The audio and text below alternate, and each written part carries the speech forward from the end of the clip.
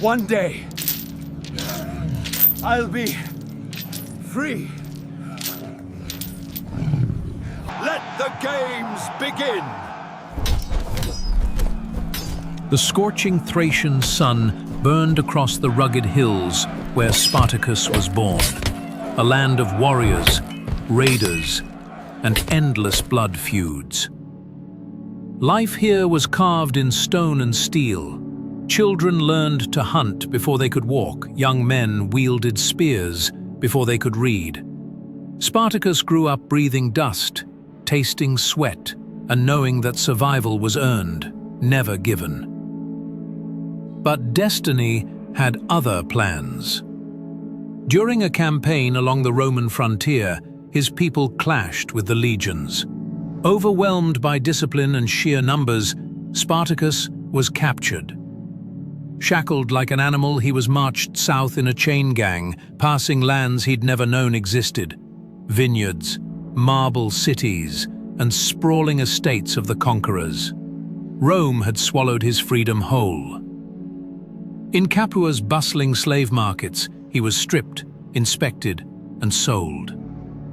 Hands prodded his muscles, teeth were checked like a horse's, and his fate was sealed with the clang of a coin. Bought by Lentulus Batiatus, owner of a notorious gladiator school, Spartacus stepped into a new kind of prison, one where survival demanded strength and cunning beyond imagination. Life in the ludus was a nightmare gilded in spectacle. At dawn, the clang of metal woke the fighters. Wooden swords bruised flesh until it split, sand mixed with blood beneath their feet. Training never stopped, endless drills, sparring, and discipline that bordered on torture. The air stank of sweat, fear, and the iron tang of death. For the crowd, they would become living weapons. For Rome, they were disposable entertainment. Spartacus endured, but he never submitted. Behind his silent gaze burned a fire too wild to cage. He watched the cruelty of his masters, saw men broken for amusement, and felt the simmering hatred of dozens of others just like him. Among these beaten souls, he became a quiet leader. The ludus forged his body, but captivity sharpened his resolve. Every day, whispers grew louder. The men trained not just for the arena, but for escape. Wooden swords became secret lessons in strategy. Stolen glances became unspoken alliances. Spartacus understood what others feared to dream: freedom. No one in Rome yet knew his name, but deep within the walls of Capua, the storm that would shake an empire had begun to rise. The sun over Capua burned white-hot, baking the walls of the gladiator school. Inside, the air vibrated with the sounds of agony, the crash of wooden swords, the grunt of impact, the gasps of men pushed beyond exhaustion. The ludus was not merely a training ground, it was a factory of death. Men were beaten, broken, and reforged into living weapons for Rome's entertainment. Spartacus learned quickly. His Thracian strength and natural cunning made him stand out. But that only drew the attention and wrath of the trainers. Whips cracked when blows were too slow, and hunger punished the weak. Each day, another man collapsed from heat or despair. The sand drank it all, sweat, blood, and hope alike. At night, the gladiators ate in silence under the flicker of oil lamps, their bruised bodies shivering from exhaustion. But behind the silence, whispers traveled like sparks on dry straw. They spoke of the arenas, where men died for cheers, where beasts tore flesh, and where freedom was promised only through slaughter. They spoke, too, of dreams forbidden in Rome, of rising, of escaping, of breaking chains no one dared to touch. Spartacus listened.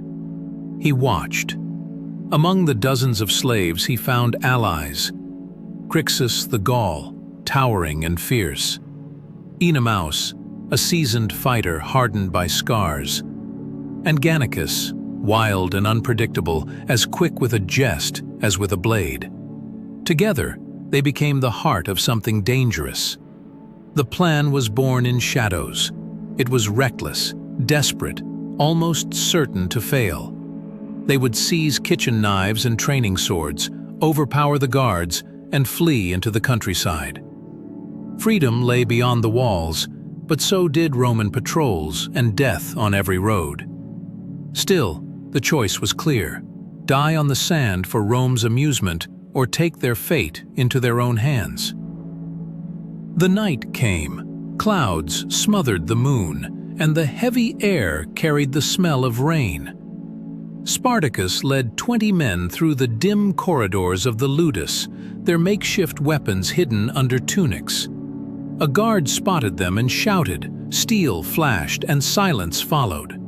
Then chaos erupted. Doors crashed open, men poured into the yard, and for the first time their blades were not blunted. Blood slicked the sand. Shouts turned to screams, and torches cast wild shadows on the walls. By dawn, 70 gladiators escaped into the hills, carrying stolen arms and an unshakable resolve. Behind them, the ludus smoldered. Ahead, Rome awaited. They were fugitives now, hunted and outnumbered, but united by something stronger than chains: hope. No one in the Senate yet understood the danger. To them, it was a handful of slaves fleeing punishment. But to Spartacus, the hills of Vesuvius became their refuge.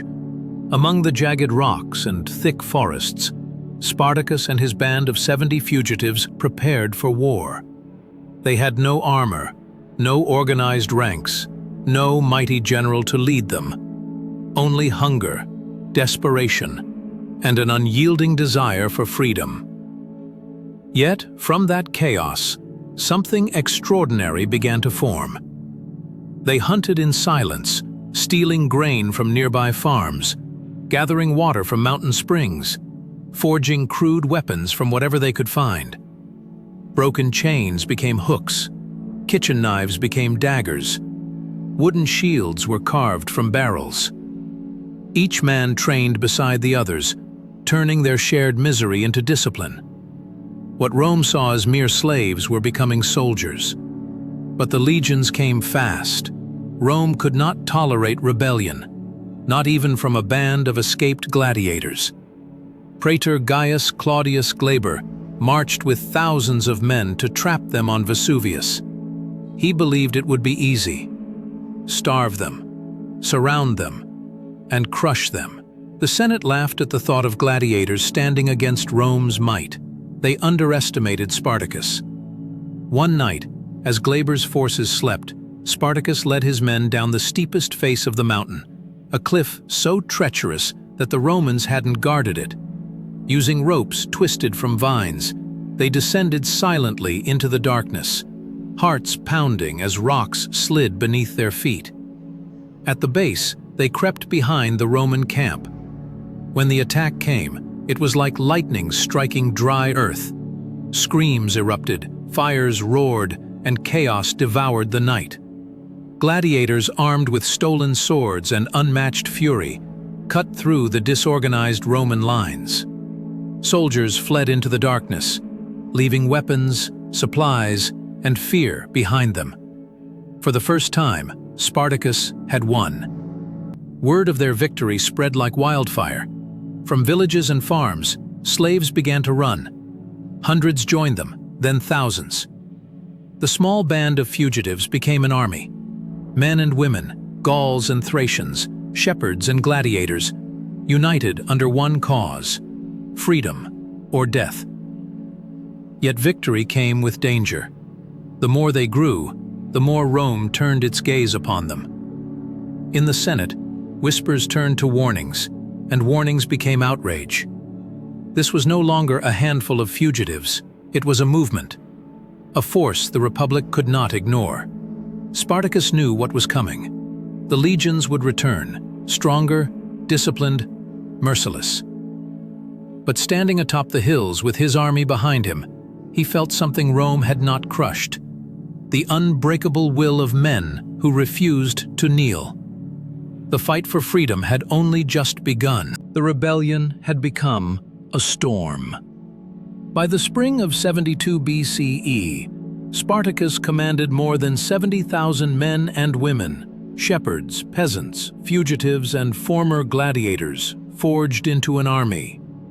Their camps stretched across the plains, fires glowing like stars beneath the night sky. Rome could no longer laugh.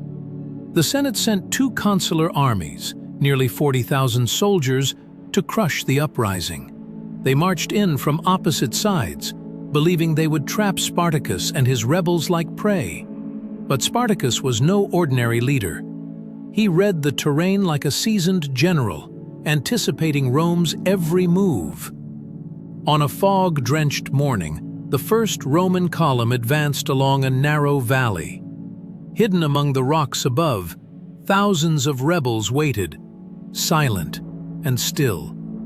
Spartacus raised his sword, a gladiator's blade, chipped and stained, yet carried like a banner of defiance.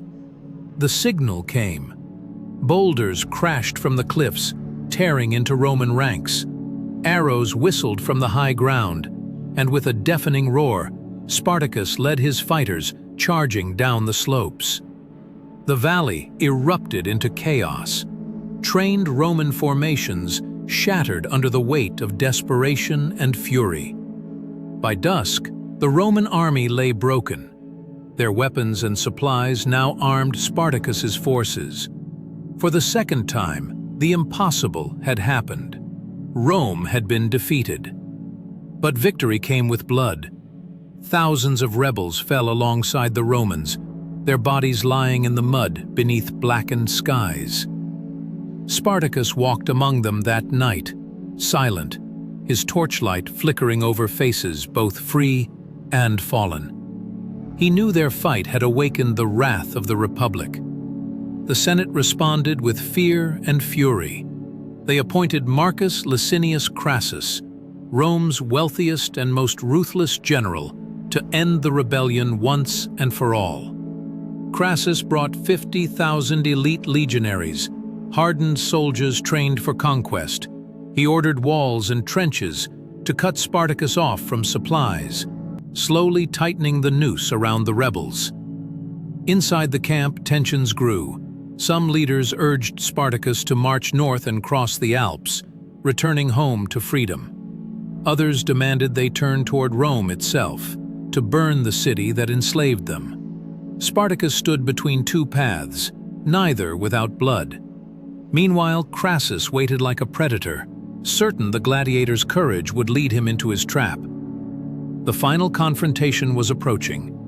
The dream of freedom would soon collide with the unyielding power of the Republic. The winter of 71 BCE descended like a shadow. Spartacus and his army, once a roaring storm, were now cornered. Crassus's legions had built a massive wall and trench system, 40 miles long, trapping the rebels on a narrow strip of land near the coast. Supplies dwindled.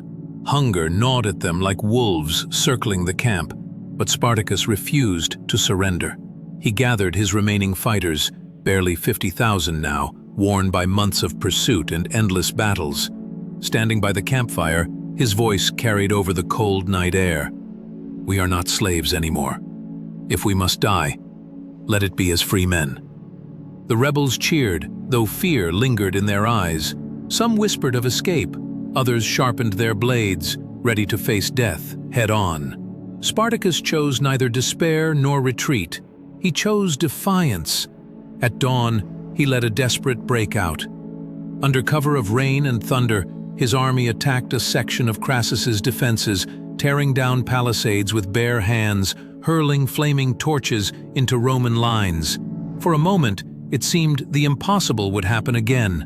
The rebels burst through, scattering Roman cohorts and reclaiming the open fields. But Rome does not forgive. Crassus regrouped, cutting off their path north.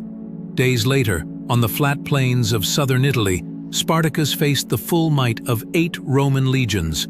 The battlefield stretched wide beneath a darkening sky, the air thick with tension and the distant sound of war horns.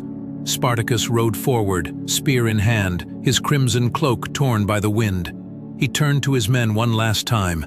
"Today we fight for every chain ever broken, for every name Rome tried to erase." The clash was thunder. Rebels hurled themselves against the Roman wall of shields. Swords rang, spears shattered, and the ground ran slick with blood. Spartacus fought like a man possessed, cutting down soldiers left and right, pushing toward Crassus himself. But even courage cannot defeat exhaustion. The rebel lines thinned. Surrounded on all sides, Spartacus was seen fighting atop a mound of bodies, his banner falling beside him. His fate was never recorded. Some say he died on the field, others that his body was lost among the dead. Rome claimed victory. 6,000 captured rebels were crucified along the Appian Way, their bodies lining the road from Capua to Rome, a warning carved into history. Yet Spartacus's name lived on. He became more than a gladiator, more than a rebel. He became a symbol of resistance, of hope, of freedom. 2,000 years later, the legend endures.